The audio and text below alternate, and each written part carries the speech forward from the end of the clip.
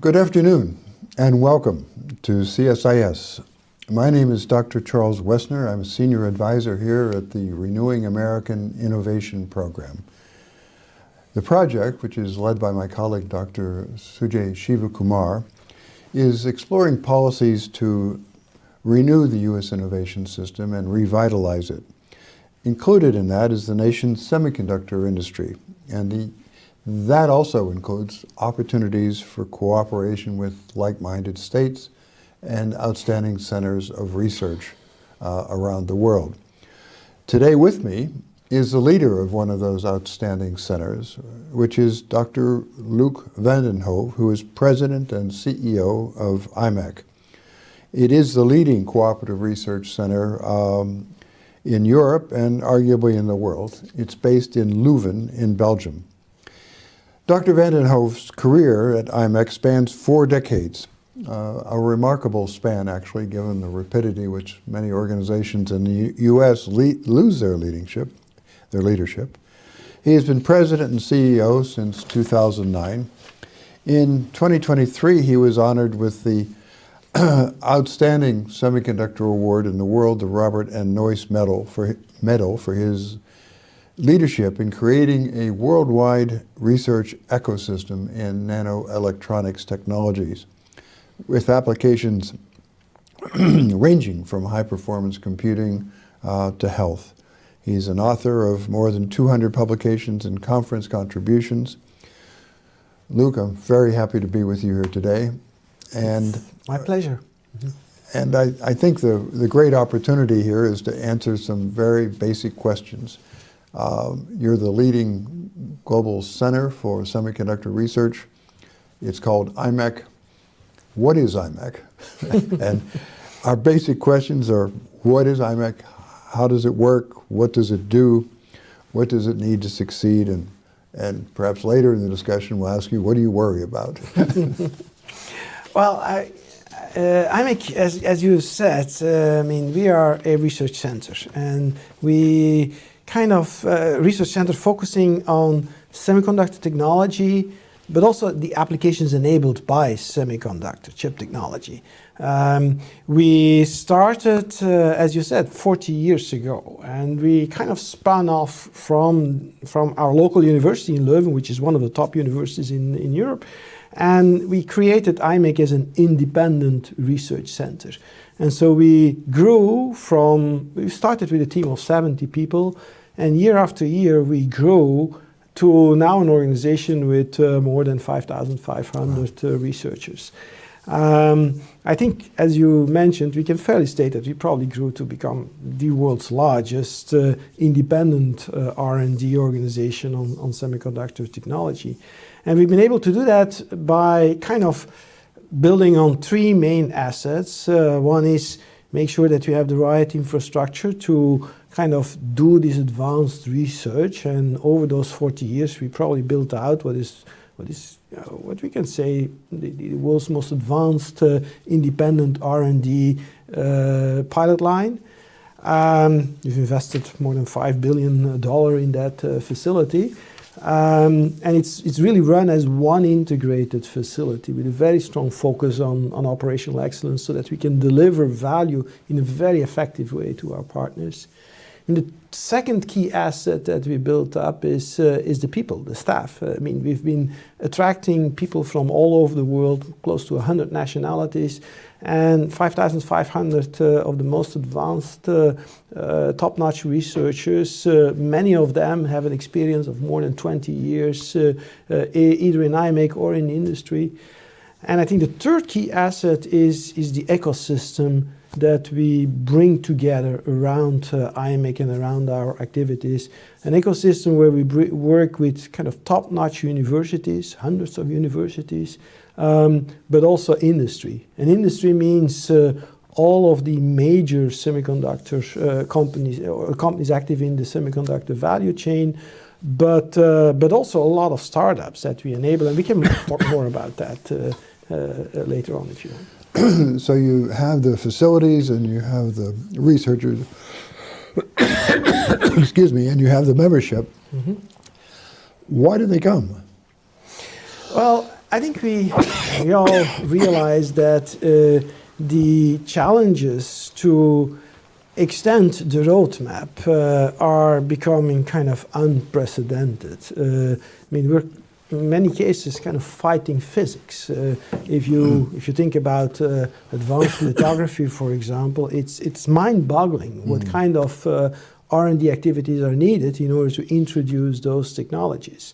At the same time, there is an enormous consolidation in the industry. Only kind of the biggest companies can stay in the race, especially for the advanced technologies. Why is the that? risk? Well, it's because the level of investment is so large, level of required investment. But as a consequence of having very few players, I mean, the risk of R&D is becoming phenomenal. So if one company makes one mistake, it may have phenomenal consequences. So the role imec plays and the value we bring is, on the one hand, we kind of align the entire ecosystem towards this common roadmap that we pioneered with many of those through many of those partnerships, and we make sure that the entire industry is synchronized around that roadmap, that the supplier community, the material suppliers, the equipment suppliers, the chip manufacturers, but also the end users, that they're all aligned around such a roadmap. So we basically enable this ecosystem innovation model. But by doing that, we also kind of reduce the cost of the R&D by partnership in consortia. Because, like, if you look at the amount of R&D that is required to introduce some of these new technologies, think about EUV, for example. I mean, no single company can drive all of that. What is EUV? EUV is extreme UV lithography. So in order to reduce the feature size to be printed on those chips, we need to reduce the wavelength of the light that is being used to do these lithography exposures to define the small features. And with EUV, we go to very short wavelengths, 13.5 nanometer, which is being absorbed in air. So the entire process needs to be done in vacuum. That requires some of the most expensive machines, order of magnitude of $500 million for one machine. These are the ASML machines? These are the ASML machines. We have a very close partnership with ASML. In fact, imec was started the same year as ASML in 1984. We both were started at the same moment, and we built up a very strategic partnership with them. We kind of installed a first-of-a-kind tool for every generation at imec, developed the process. So ASML focuses on the machine, we develop the process, we develop the ecosystem around the machine. This is one of the key enablers to drive the roadmap. So that's one of the very important portions of our research offering. Well, you have the center and you have the ASML for the equipment.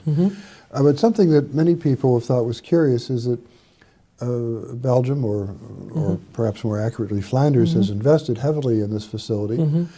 But there is no indigenous semiconductor manufacturer. Is that correct?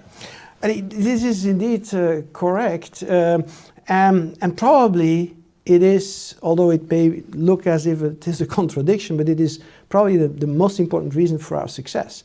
I mean, when we started imec, of course, it was the time, the early 80s, 1980s. It was the time of microelectronics, we call it at that time, was kind of enabling a lot of the high tech, and so that's why imec was created, is in order to bring some of that high tech to Europe at that moment. But indeed, as you say, there is no big semiconductor company in Belgium, and that has allowed us to grow in the R&D space because it has allowed us to really become a truly neutral player. We are based in Belgium, we're based in Europe, but we work with the entire world. We work as a global R&D provider, and so we kind of turned our weakness into our strength because we don't have a big company kind of looking over our shoulders and dominating our strategy. we're truly perceived as neutral. That's why I often say that, I mean, imec is like the Switzerland of semiconductors. We can work with top companies in the US, in Europe, in Taiwan, in Korea, Japan. So we're truly perceived as neutral, and that's one of the main reasons I believe why we have been able to grow to the level where we are. Mm-hmm. So you attract these companies from all over the world, given the daunting costs of each successive generation of chips. Do they contribute a lot to the budget, and how does the finances of this work? Yeah, sure. I very often say I don't know any other research organization that has such a strong industry commitment. More than 75% of our budget, and our budget, we run with an annual budget these days of around above $1 billion. More than 75% comes directly from industry. Mm-hmm. This is a huge commitment. With many of those companies, I mean, we work with like all the major semiconductor companies, companies like Intel, TSMC, Samsung, Micron, all of the memory companies. We're the only place where all of these companies come together for some of their advanced research. Their commitment is huge. We work with most of them since more than 20 years. They have huge teams based at imec. We work with all the material companies. We work with all the equipment suppliers. We work also a lot with the fabless companies like Qualcomm, AMD, NVIDIA, all the hyperscalers, Apple. So we bring together the ecosystem. Virtually everybody active in the semiconductor ecosystem works with us. That contributes to 75% of our budget. We do get good government support from our local government, the Belgian government, Flemish government, also some support from the European Commission, and those allow us to basically invest in the long term. That's interesting because there are many in this country that, in fact, some of the legislation with the Manufacturing USA program from the Department of Commerce and also potentially the NSTC, people have talked about a 5-year lead time. And then after that lead time, they would expect it to be self-sustaining. Mm-hmm. Why isn't imec self-sustaining? Well, we believe that we've been able to realize a phenomenal growth over those 40 years. And this has been realized through a growing commitment from industry.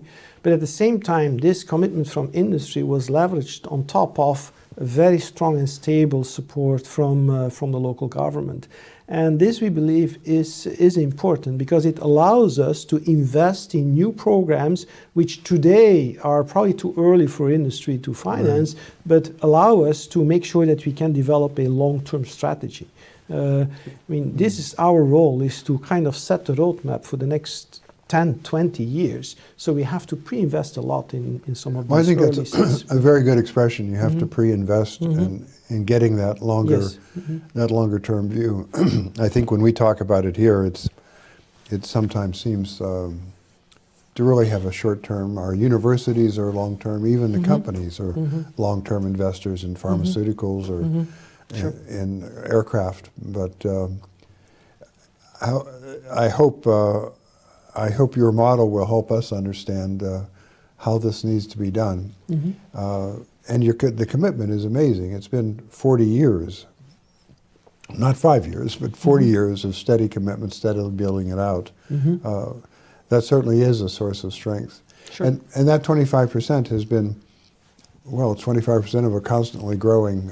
Yes, so it has been a strongly growing commitment, in fact, also for the local government. And it's also interesting that it is the Flanders government. Yes. This is not a great big European Union exercise. It was built locally, basically, at the state level in Belgium, and it's exactly. And it's been a resounding success. When we first studied at the National Academy of Sciences this program in the 2000s, we were totally impressed by the draw you have of all these companies from all over the world making their independent decisions. But a couple questions. One, on terms of membership, you draw from all over the world. Do you draw from China as well? Well, the world has changed. 5-10 years ago, yes, but the situation has dramatically changed. The rising geopolitical tensions. Our priority partners, we have the strongest focus on leading edge technology, and it's clear that our key partners are US, Taiwan, Korea, Japan. And so given the evolution in the geopolitical tensions, it becomes impossible to work with everybody. So yeah, we have drastically reduced and changed our strategy completely to be fully compatible with US export restrictions on a voluntary basis, because in Europe it's a little more the rules are a little more tolerant, but we, on a voluntary basis, completely adhere to the U.S. export control rules. Well, I think that's a great relief to hear, because it's an outstanding source of cooperative research, but you do have to have the cooperation with the same rules of the game. We fully understand, and that's why in this time you have to take choices. The world has changed dramatically. One of there are several challenges. Let's take them in order. One is you have these large companies, the leading companies around the world, but Intel and Google and Taiwan Semiconductor are not small, to say the least. How do you work with small companies, or do you? Yeah, well, we have a wide variety of business models. It's not like one size fits all at imec. As I said, we work with some of the biggest companies. Very often the focus in those programs is on what I would call the pre-competitive research. I gave the example of lithography earlier. I mean, the amount of resources required to bring a lithography technology on the roadmap is phenomenal. No single company can do that. But everybody needs it, or at least several companies need it. Also, the rest of the ecosystem needs to be aligned. You have to develop those photoresists in time to be able to insert to be able to synchronize it with the insertion points in large volume manufacturing. So everybody has a common interest. So those are activities that we address in a pre-competitive program in a kind of a consortium-like model. But when we work with a startup company, then we will go in a more exclusive relationship. We will leverage many of the platforms that we develop to enable technology demonstration, but the specific demonstration for that startup will be exclusive for such a startup, because we have to, in each of those partnerships, we have to realize a win-win relationship. So we have a wide variety of models. For startups, one of the biggest hurdles very often is to get access to these high-end technologies. When they go to a foundry, I mean, their volumes are very often very small. The risk of their project is very high. So we also have established a very effective model where we kind of combine a lot of the requests from startups. When they need processing and it's foundry compatible processing, we will outsource to a foundry. But we bring together a lot of these requests. Since we have perfect relationships with all of these big foundries, we can get access to that, and then we kind of provide that as a service to the startups. We can also, when a startup comes to us and they require technology that is not yet completely available in foundry, then we will very often use base wafers from foundry, but we add capabilities from our own pilot line on top of that to create differentiating technology solutions for some of those startups. So a very important role that we try to fulfill is to lower the barrier for access for startups to these high-end technologies. Are there programs to help the startups pay the costs that they incur in working with you? There we have set up new innovative models to help financing that. For that, we have created our own fund that is managed at arm's length, and because very often when a startup comes, it's hard to pay for these rather expensive services, Right, but then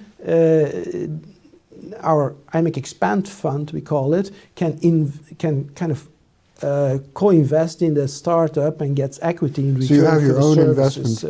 investment Yes. fund, which you put in promising Yes. startups. Yes, yes, and they can help finance then the access to the technology. Have there been significant spin-outs from this process? Sure.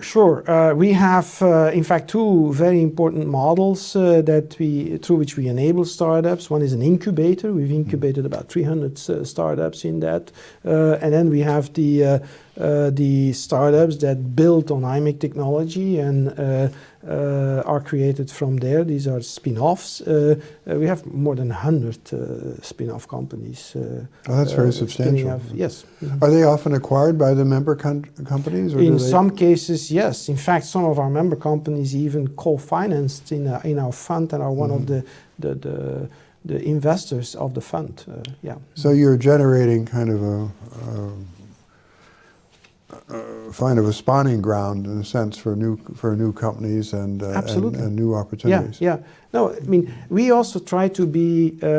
Innovation is very important. Innovation is very important in the R&D programs we run, but we also have to innovate on the business models and on enabling the community to benefit. That's a very good point, and it's one that is worth stressing because it's one thing to do the research. It's the second phase is how do you actively and effectively commercialize that. Absolutely. To get it to a point where it can be acquired or incorporated. Sure.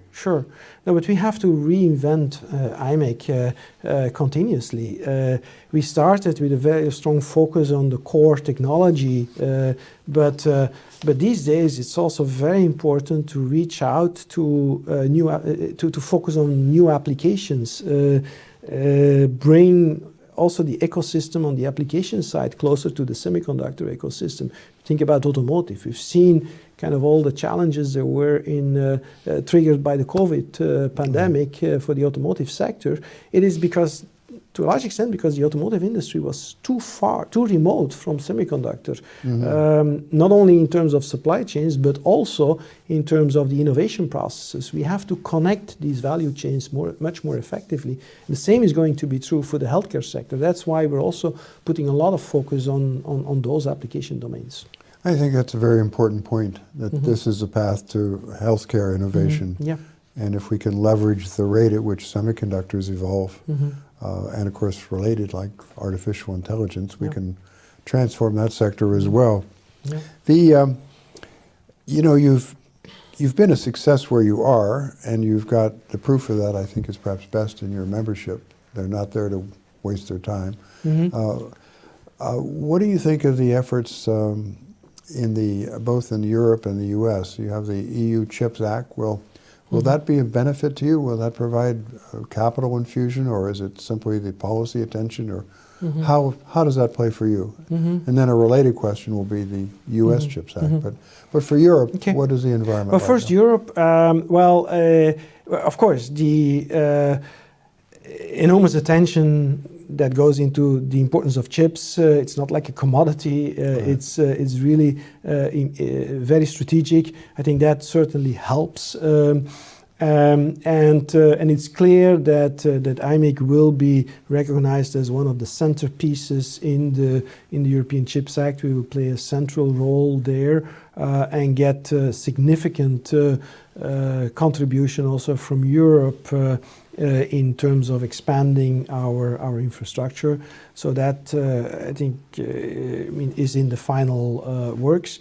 I believe these CHIPS Acts and also the U.S. CHIPS Act create a phenomenal opportunity. I think that the amount of resources, the amount of funding that becomes available is a fantastic opportunity to accelerate the innovation in this domain. But it is so important that we do it right. As I said, what does right mean in this context? I'll try to explain. The challenges in our industry are phenomenal. I talked about consolidation. There is this geopolitical tensions that are accelerating this technology race.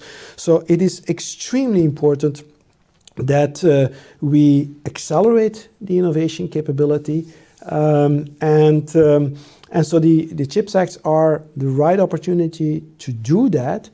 But if we're going to implement them in such a way that everybody is going to try to do everything and keep everything locally under control, I believe it's going to be a setback rather than an acceleration, because it will result in duplication of activities, it will result in increase of cost, and it will result in a slowdown of innovation, which is the opposite of what the CHIPS Acts are striving for.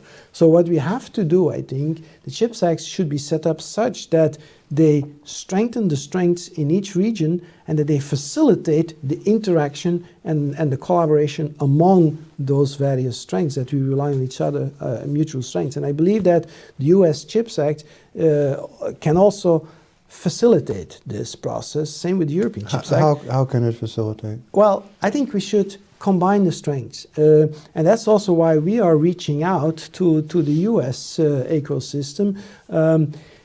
Combine some of the strengths that are in the US and combine that with our strengths. I think our strengths, as we discussed, we've proven our track record, we've earned the trust of the industry, and that we want to combine with some of the strengths in the US. You have some of the top academic, top universities.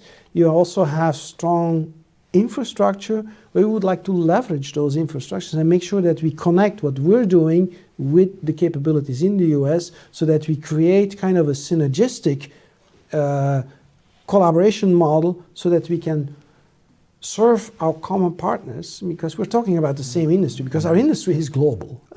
So we need to serve them, and but if we do that in the right way, I think we can even do a much better job to be more effective. Are you working now with some of these U.S. centers? Do you have? Yeah, we've plans? been building up this. We have an important presence in the U.S. also. We happen to be headquarters in Europe, in Belgium, and I explained why that has led to this neutral position and why we've become what we are.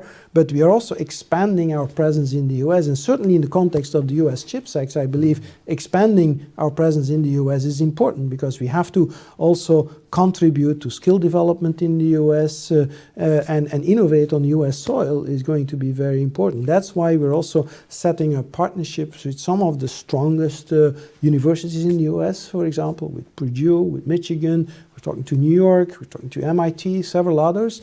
And building up then an alliance also with some of the places where there is top infrastructure in the US, like in New York, because I think if the CHIPS Act want to be successful, the US CHIPS Act wants to be successful. I mentioned that there is this enormous urgency.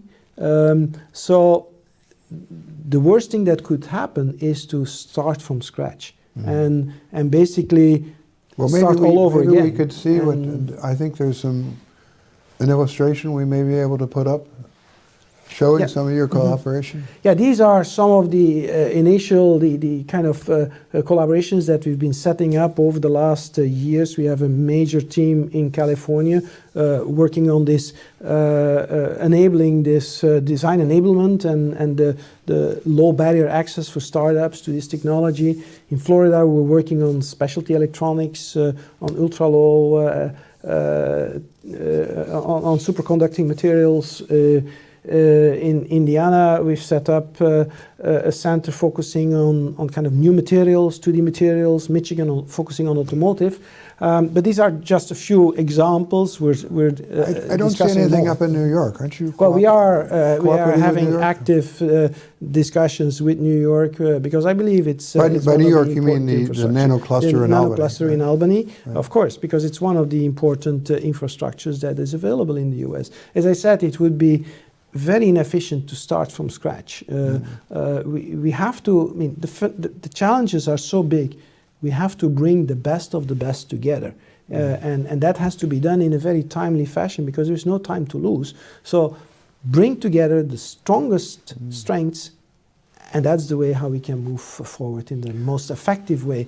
This is the only way how we can create real impact to the industry. You need to have critical mass, and the innovations have to come timely. It makes no sense to come up with a solution when the industry is already implementing the next node. So your argument is, or your observation is that what we, and recommendation is that what we need to do is to cooperate, not compete. Absolutely. And that cooperation is already underway. We've been preparing some of this in order to get ready when the CHIPS Act comes in action to really move that into this overall global plan. But this industry cannot afford a duplication of this infrastructure, a duplication of the efforts. We need to do this in the most effective way. That's an interesting point. With respect to the New York nanocluster, how would you describe the complementarities that you see there? Well, I think that there is a strong complementarity in terms of how we work with industry, but also I think in terms of infrastructure. Of course, there is certain overlap, which of course is I mean, you can never have full complementarity, but I believe that by working together, we can implement a lot of our way of working that we built up over 40 years, also in New York, and make sure that I mean, in many of these this research agendas, you need to. The role of imec is typically narrow down the options. So we screen many options to implement a certain process step into the next generation of technology. We have to screen many options, and our role is to narrow down the options, and then typically our industry will take it up. But there are always more options you want to investigate than the capabilities you have. More tools from different vendors. Investigating together keeps you from the companies having to do this on a dispersed basis. That's your value add. Yes. Yeah. And I can see very effective models where we explore some options in our facilities in Belgium, other options in the facility in New York. Now, if you do that in an uncoordinated way, then you do twice the same things. Right. But if you do it in a coordinated way, you create a much broader funnel, which you then from which you can pick up the most interesting solutions. Is it right to say that imec is perhaps more upstream and New York farther downstream in the innovation process? I think this is one way. Of course, there is a certain overlap, right. but the strongest part of imec is clearly what we refer very often to 3-4 generations ahead of manufacturing, N+3, N+4, whereas New York is probably more on N+2, N+3 at this moment. But those are the things we need to further work out. Well, you know, you say there's some overlap, but keep in mind, if there's no overlap, there's a gap. Of course, so exactly. So that is not an issue. What do you see as your major challenges going forward? You've got this outstanding organization. You're expanding in the U.S. and I take it as a compliment that you're coming to U.S. universities. Are you going anywhere else to other universities around the world where you're? Well, I think it's very well known that also in Japan there is a lot of activity. There are very good universities, so we're also partnering with them. I mean, this is a global industry, so we need to act globally. And so imec is just happened to be based in Europe, but we are global. What I see as the big challenges, or better, what I see as my worry is that that if we don't do these CHIPS Acts in an effective way, it may actually result in a setback. And so, I mean, the first reaction when there is something that is of strategic importance, and certainly in a world where geopolitics become more important, the first reaction is, oh, we have to control everything ourselves.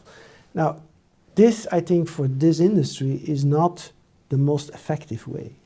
I think collaboration is still very important, is going to be the essence to make it successful. Of course, collaboration among like-minded partners, but I strongly believe that this is the absolute requirement to be effective. And so if there is one thing that keeps me awake is that, I mean, there are many voices, many people involved in setting up these programs, and to align all these people to this vision, I think is what keeps me awake. Well, you know, we here in Dr. Shiva Kumar and I here at the CIS very much agree with that assessment. We just published a small article on the U.S. and EU CHIPS Acts, and one of the key themes was, you know, at the Trade and Technology Council, everyone talks about the importance of cooperation and avoiding duplication. That's just great. But the reality of the cooperation, which we found very encouraging, is what you're doing, what New York is doing, what Rapidus in Japan is doing, what they're doing at Leti as well, and Fraunhofer. As we understand it, these cooperative research organizations, as their name implies, are cooperating with each other because they see these challenges. If there's a lag in the process, it may be, as you suggest, with the bureaucracy, which wants to control everything and make sure that everything is going the way of their view. Our hope is that this cooperation grows organically by the people who, frankly, know what they're doing. Would you concur with that approach? I fully agree. I mean, if you have an enormous challenge, what is the best way to approach it? Either you take the best of the best and you try to work together and move forward as fast as possible, or everybody tries to do everything, bring it to the average, and then you all move slower. So you make another strong argument, is put simply, is that there's so much to do. Absolutely. You have this full array of potential. Yeah. And behind that, which is important to remember, it's not just a better TikTok, it's the whole array of things we can do in health and safety and human welfare and agriculture and transport, whatever it is. But it's all driven by this amazing industry. Sure. Do you, two sort of closing questions. One is, do you think we're investing enough? Are the EU and US CHIPS Acts sufficient to drive the industry at its full potential? Yeah, when you ask that to a research provider, you will always get the answer, it's probably not enough. But and if you compare it to the overall needs of the R&D needs of the semiconductor industry, I mean, when we talk about these 10 billions here and 10 billions there, it's still a small amount compared to what is the overall needs. On the other hand, these are huge numbers. If we invest them in a clever way, in an efficient way, I'm convinced that we can create an enormous impact through those. Well, that's very encouraging. You know, our Chinese friends, if I can use that term, are investing very substantial sums that actually dwarf both the EU and the US CHIPS Act by several orders of magnitude. But one of the underlying questions is, how well are they investing it? And they don't seem to be, but I'm asking you, they don't seem to be investing that effectively in the cutting edge level. Well, I will not comment on their performance, but we have been doing this for 40 years. We've been building up a track record. I think that is important for the future also. I mean, we've been coming from a small organization, 70 people, 100 people, 200 people, 400 people, and we were talking about small budget at these times. I think the track record is so important, especially in this industry. You have to build the trust relationships with all those partners. I mean, we're bringing together the fierce competitors in common programs, it's not obvious. Right. You have to build up these trust relationships. And what is competitive for one part of the value chain, what is not competitive for one part of the value chain may be very competitive for another part of the value chain. These resist companies or material suppliers, they're all fighting to get to their customers. So managing all of that requires a lot of track record, expertise, tactics, trust that you build up. And I think that's where efficiency, that's where we have, I think, a lead in this part of the world. Yes, well, I think you're right. But one area where, at least in the U.S., there's some challenge, and I think it's also in Europe, is the talent pool. Mm-hmm. Do you have initiatives at imec for broadening the talent pool, and sure. What do you recommend we do here in the U.S.? I think this is also an area where we can strongly collaborate, and of course this is a very broad topic, and I don't think we have the time to go in depth into all aspects of skill development. But we also have a pretty comprehensive program on that, focusing a little more on the research part. I mean, we work very closely with hundreds of universities. One of the models of imec in working with those universities is also to have joint PhDs. We have 850 PhDs working on semiconductor topics at imec in one location. This is probably the biggest concentration of PhD students in the world on a specific topic. So skill development is very important in this. This is just one aspect, but we work a lot with universities to develop new curricula, and so those are also areas where we would love to work, compare notes and share best practices, and it kind of spans the full spectrum. It goes from having programs geared towards young children. We have a very big program on that, but then also universities, high schools, universities, and PhD programs. We have a broad. Is there an effort on the gender? Absolutely, no, absolutely. STEM, gender is a very strong focus, especially towards youngsters. It's very important. Diversity and equity and inclusion is very high on the agenda at imec also. Mm-hmm. And just a last question, when I think about the talent, are you cooperating actively with India at all? Well, India is, of course, getting traction in this domain. So we have quite a bit of discussions going on at this moment. These partnerships take some time, but in all of this we have to be patient, and but we are certainly willing to support those initiatives. Well, here at CSIS, we're great advocates of transatlantic cooperation, both because it's worthwhile, mm-hmm. And because we're friends and share common values, but also because it's the path forward. And I can only thank you for your amazing contributions in this area. Thank you very much, Luc. Thank you so much, and thank you for having me. Thank you.